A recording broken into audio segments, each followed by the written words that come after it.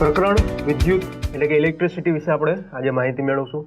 હવે સૌપ્રથમ વિદ્યુતની આપણે વાત કરીએ તો વિદ્યુત આપણે બધાને ખબર છે કે વિદ્યુત આપણા રોજબરોજની જે જિંદગી છે, આપણે સવારથી ઉઠી અને સાંજ સુધીમાં આ વિદ્યુતમાં અથવા તો વિદ્યુતથી ચાલતા ઘણા બધા એવા ઉપકરણો છે કે જેનો આપણે ઉપયોગ કરતા હોઈએ છીએ.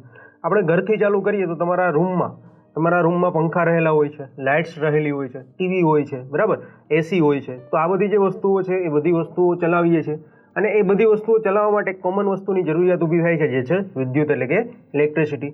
એ સિવાય પછી તમે જ્યારે સ્કૂલમાં જતા હો તો સ્કૂલમાં પણ તમારા ક્લાસરૂમમાં પણ આવી ઘણી બધી અલગ અલગ વસ્તુઓ હોય છે, બરાબર.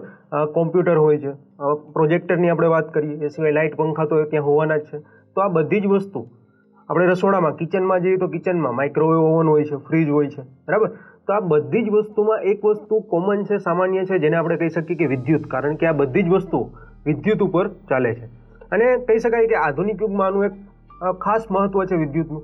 અત્યારે જ આપણે એવો વિચાર માત્ર કરીએ કે જો આ વીજળી છે, જે વિદ્યુત છે, એ થોડા સમય માટે ચાલી જાય અથવા તો વિદ્યુત ગુલ થઈ જાય તો શું થાય? તો બરાબર, તો આપણે વિચારીએ તો પણ આપણે એમ થાય કે થોડા સમય માટે પણ જો આ વિદ્યુત છે તમને ના મળે તો તમારા ઘણા બધા કામો એવા છે કે જે અટકી પડે છે.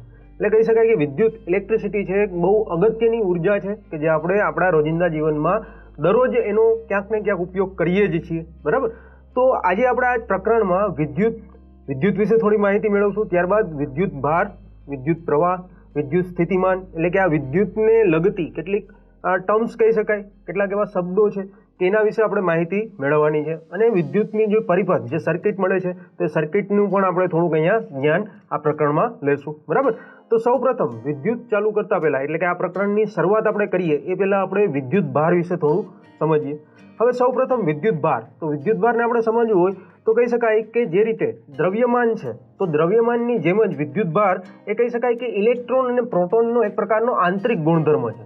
એટલે કે વિદ્યુત ભારની તમે એવી કોઈ ચોક્કસ વ્યાખ્યા આપી શકો નહીં. તો સૌપ્રથમ આપણે કહી શકીએ કે દ્રવ્યમાનની જેમ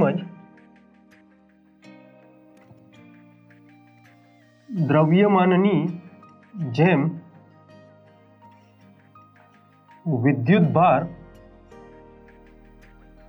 એ ઇલેક્ટ્રોન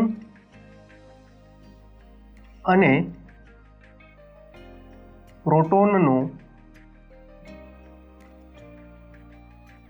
આંતરિક ગુણધર્મ છે.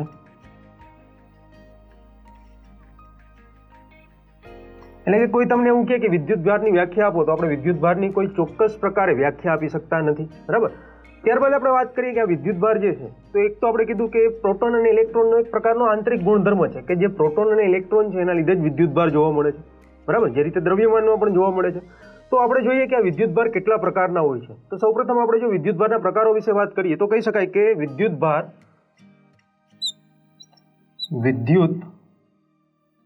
ભાર સામાન્ય રીતે બે પ્રકારના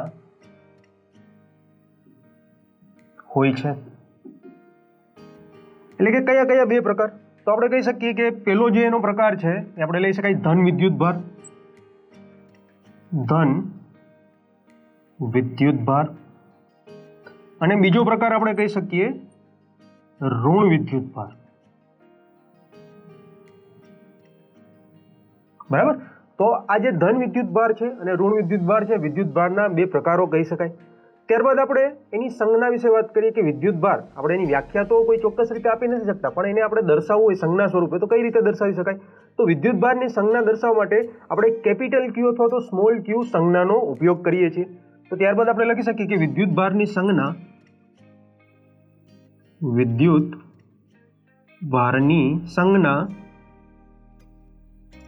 કેપિટલ ક્યુ અથવા સ્મોલ ક્યુ વડે દર્શાવાય છે, બરાબર. તો આ તો થઈ વિદ્યુત ભારની સંજ્ઞા. હવે આગળ જતા ક્યારેક તમારે આનું કોઈ આપણે કહી શકીએ કે ગાણિતિક સૂત્રમાં અથવા તો કેલ્ક્યુલેશનમાં, ગણતરીમાં તમારે એનો ઉપયોગ કરવો પડે તો ત્યારે આપણે એનો એકમ પણ લખવો પડે છે, બરાબર. તો વિદ્યુત ભાર માટેનો જો આપણે એકમ જોવો હોય તો એસઆઈ એકમ પદ્ધતિ પ્રમાણે આપણે કહી શકીએ કે વિદ્યુત ભારનો જે એકમ છે એ એકમ છે કુલમ તરીકે આપણે એને ઓળખીએ છીએ. તો કહી શકાય કે વિદ્યુત ભારનો અથવા તો એસઆઈ એકમ પદ્ધતિ પ્રમાણે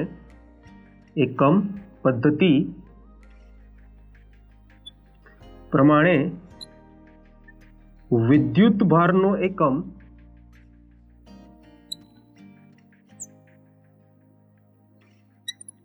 કુલંબ કે જેને સી વડે દર્શાવાય છે કુલંબ છે, બરાબર. અને આ કુલમ એકમ કેના પરથી આવ્યો? તો એક ફ્રેન્ચ વૈજ્ઞાનિક છે ચાર્લ્સ કુલમ, એના નામ પરથી આ જે વિદ્યુત ભારનો એકમ છે એને આપણે કુલમ તરીકે દર્શાવીએ છીએ. હવે સામાન્ય રીતે પ્રણાલીગત આપણે જોઈએ તો વર્ષોથી જે આપણે ઇલેક્ટ્રોન અને પ્રોટોનની વાત કરીએ તો પ્રણાલીગત રીતે પ્રોટોન જે છે એ પ્રોટોનને ધન વીજભારિત અથવા તો ધન વિદ્યુતભાર ધરાવતો તત્વ કણ કહી શકાય, બરાબર. અને ઇલેક્ટ્રોન જે છે એ પ્રણાલીગત રીતે આપણે કહી શકીએ કે ઇલેક્ટ્રોન છે ઋણ વીજભારિત કણ છે. તો એના વિશે આપણે વાત કરીએ કે પ્રણાલીગત રીતે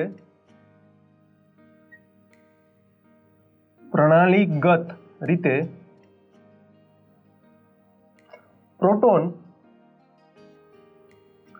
ધન વીજભારિત છે અને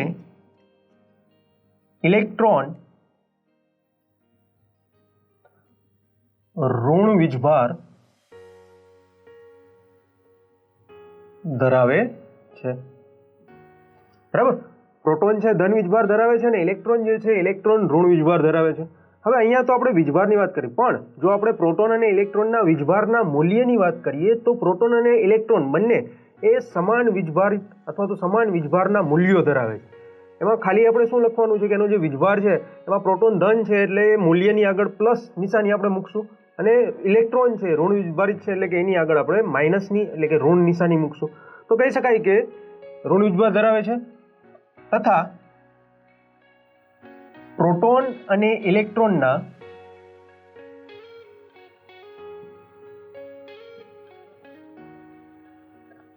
વિદ્યુત ભારના મૂલ્યો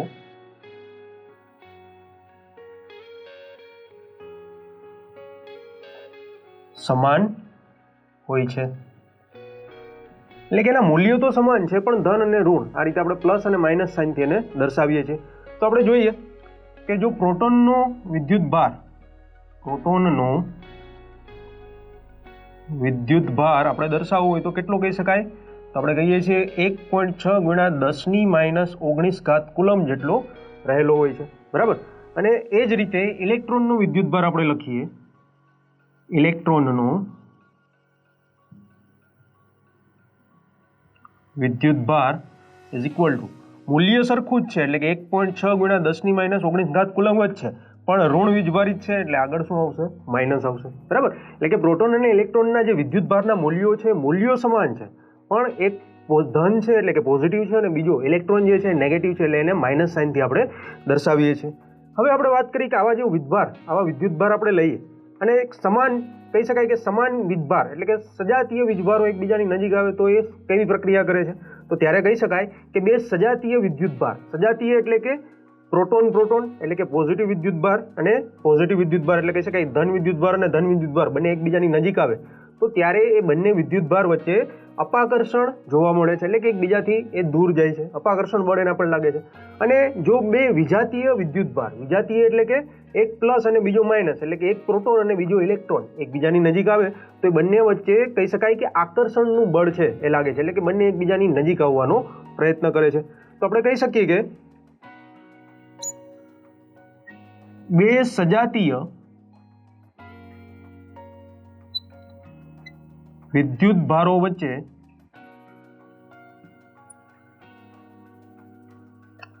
અપાકર્ષણનું બળ લાગે છે અને અપાકર્ષણ એટલે એકબીજાથી દૂર જવું, બરાબર. તો આપણે એના ઉદાહરણ તરીકે લઈ શકીએ. દાખલા તરીકે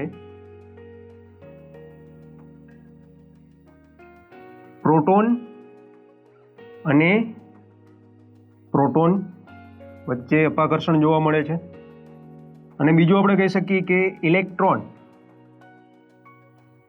અને ઇલેક્ટ્રોન વચ્ચે પણ અપાકર્ષણ તમને જોવા મળશે કારણ કે બંને સજાતીય છે. જો બે પ્રોટોન્સ એકબીજાની નજીક લઈ આવે એટલે કે બંને ધન વીજભાર છે, બે ધન વીજભાર એટલે કે સજાતીય એકબીજાની નજીક આવશે એટલે અપાકર્ષણ થશે. બે ઇલેક્ટ્રોનને એકબીજાની નજીક લઈ આવીએ તો પણ બંને ઋણ વીજભારિત છે તો બંને વચ્ચે અપાકર્ષણ જોવા મળશે, બરાબર. એ જ રીતે આપણે કહી શકીએ કે બે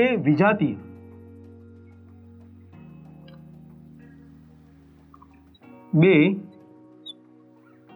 વિજાતીય એટલે કે જુદા જુદા વિદ્યુત ભારોને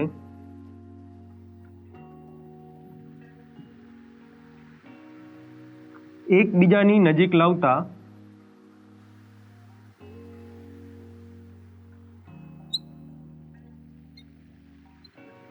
તેમની વચ્ચે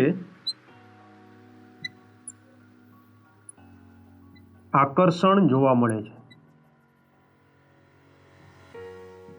અને આમાં પણ આપણે ઉદાહરણ લઈ શકીએ. દાખલા તરીકે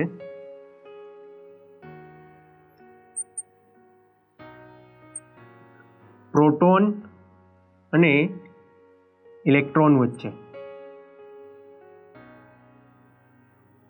એટલે કે એક તમે પ્રોટોન લ્યો અને બીજો તમે ઇલેક્ટ્રોન લ્યો, તો પ્રોટોન જે છે ધન વીજભારિત છે, જ્યારે ઇલેક્ટ્રોન છે ઋણ વીજભારિત છે. એટલે બંને જ્યારે એકબીજાની નજીક આપણે લાવશું ત્યારે બંને વચ્ચે આકર્ષણ બળ છે, આકર્ષણ બળ તમને જોવા મળે છે. એ સિવાય આપણે કહી શકીએ કે આ જે બળ છે, બરાબર, કે આ બંને વચ્ચે કેટલું બળ લાગે છે, તો એ બળ પણ આપણે એક સૂત્ર દ્વારા સમજી શકીએ છીએ. એનું મૂલ્ય કેટલું બળ લાગે છે એનું મૂલ્ય પણ આપણે શોધી શકીએ છીએ, જે તમારે આગળના ધોરણમાં એના વિશે ભણવામાં આવશે, બરાબર. હવે અહીંયા આપણે જે વિદ્યુતભારની વાત કરી, તો વિદ્યુતભાર વિશે આપણે બેઝિક જે બધી ઇન્ફોર્મેશન હતી એ તો લઈ લીધી કે દ્રવ્યમાનની જેમ વિદ્યુતભાર છે એ ઇલેક્ટ્રોન અને પ્રોટોનનો આંતરિક ગુણધર્મ છે. પછી એના બે પ્રકાર આપણે જોયા કે એક ધન વીજભાર છે અને બીજો ઋણ વિદ્યુતભાર છે, બરાબર. ત્યારબાદ આપણે વિદ્યુતભારની સંજ્ઞા અને એના એકમ વિશે વાત કરી. પછી આપણે એવું કીધું કે જો બે સરખા સજાતીય વિદ્યુતભારોને એક સાથે એકબીજાની નજીક લાવવામાં આવે તો એમની વચ્ચે અપાકર્ષણ, અને બે વિજાતીય વિદ્યુતભારો એટલે કે અલગ અલગ વિદ્યુતભારોને એકબીજાની નજીક લઈ આવી તો એમની વચ્ચે આકર્ષણ જોવા મળે છે. હવે આ વસ્તુ આપણે અહીંયા સમજ્યા તો ખરી કે આ રીતે કંઈક એવું જોવા મળે છે વિદ્યુતભારમાં, પણ એને આપણે જોવું હોય તો કઈ રીતે જોઈ શકાય? તો પહેલી વસ્તુ તો એક ફિક્સ છે કે વિદ્યુતભાર છે એને આપણે જોઈ નથી શકતા, બરાબર. વિદ્યુતભાર કહી શકાય કે દ્રશ્યમાન આપણે થઈ શકતો નથી. તો એને કઈ રીતે આપણે જાણી શકીએ કે અહીંયા આકર્ષણ થાય છે, અપાકર્ષણ થાય છે? તો જાણવું કઈ રીતે? તો એના માટે કેટલીક પ્રવૃત્તિઓ પણ લઈ શકાય. પ્રવૃત્તિઓ બીજું કંઈ નથી કે તમે આ બાળપણમાં રમેલા જશો, તમારા વાળ જ્યારે કોરા હોય એટલે પ્લાસ્ટિકના કાંસકાથી તમે એને ઓરાવો છો, બરાબર. વાળને આપણે કોરા વાળમાં પ્લાસ્ટિકનો કાંસકો આપણે ઘસીને એને તમે ઘણી વખત કાગળના ટુકડાની નજીક લઈ જશો તો ત્યારે તમે એક વસ્તુ અવલોકી હશે કે કાગળનો જે ટુકડો છે એ કાંસકા સાથે ચોંટી જાય છે, બરાબર. તો અહીંયા શું થયું કે કાંસકો અને કાગળના ટુકડા વચ્ચે આકર્ષણ બળ જોવા મળે છે. આવું શા માટે થાય છે? કારણ કે જ્યારે તમે કાંસકાને વાળ સાથે ઘસો છો ત્યારેથી એમાંથી ઇલેક્ટ્રોન છે દૂર થશે, એટલે કે એક ધન વીજભારિત થશે અને બીજું છે ઋણ વીજભારિત થશે. એટલે બંને વચ્ચે આકર્ષણ બળ જોવા મળે છે, જે નિયમ તો આપણે અહીંયા જોયું, બરાબર.